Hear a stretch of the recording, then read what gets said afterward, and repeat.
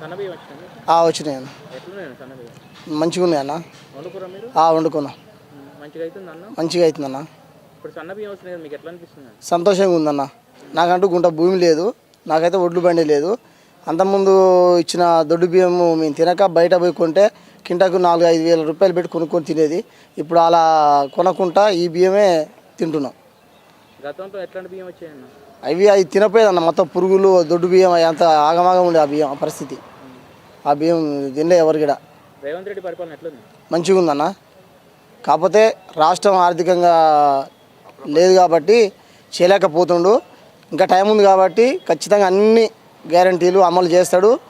మంచి పథకాలు పెట్టిండు. అన్ని కూడా పథకాలు పెట్టిన అప్పుడు ఎలక్షన్లు అప్పుడు ఇచ్చిన 6 గ్యారంటీలు కాకుండా కూడా కొన్ని కొత్త గ్యారంటీలు కూడా పెట్టి చేస్తుండు. ఇప్పటివరకు అయితే పర్లేదన్న. ప్రభుత్వం అయితే ఆర్థికంగా లేకున్నా కానీ రేవంత్ రెడ్డి గారు మంచి పనులు చేస్తుండు. జనాలకు కూడా ఈ సన్న బియ్యం వేయడంతో చాలా సంతోషంగా ఉర్రు. ఆర్టీసీలో ఉచిత ప్రయాణం మహిళలు చేస్తారా? మహిళలు చేస్తున్నా, మంచిగా ఉంది. కరెంట్ వచ్చిందా? కరెంట్ ఉచితమే అన్న. కరెంట్ ఉచితమే, గ్యాస్ ఉచితమే. ఎంత మిగులుతుందన్న మీకు ఈ మూడింటి వల్ల?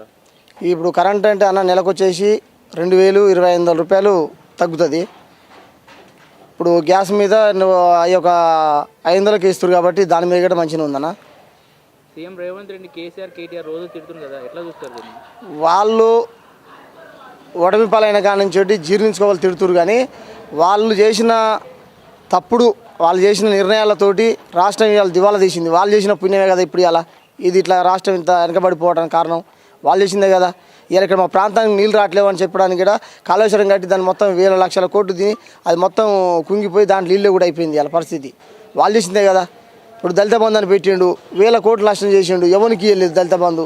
అవి ఇచ్చినా మళ్ళీ కమిషన్లు మళ్ళీ వాళ్ళ పార్టీల్లో వాళ్ళు తీసుకొని పోయిర్రు. వాళ్ళు కూడా చేసింది ఏం లేదు అక్కడ.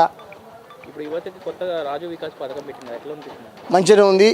ఈ గత 10 సంవత్సరాల నుంచి యువతకు ఎలాంటి గవర్నమెంట్ పరంగా ఏం రాలేదు.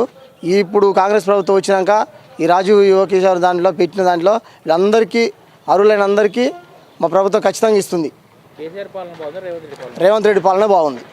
కేసీఆర్ పాలనలో వాళ్ళే బాగుపడరు కానీ నిరుపేదలంటే వాళ్ళు బడుగు బలైన వర్గాలకు ఎవరికి కూడా ఏం చెందలేదు. మీ ఎమ్మెల్యే పనితీరు ఎట్లుంది?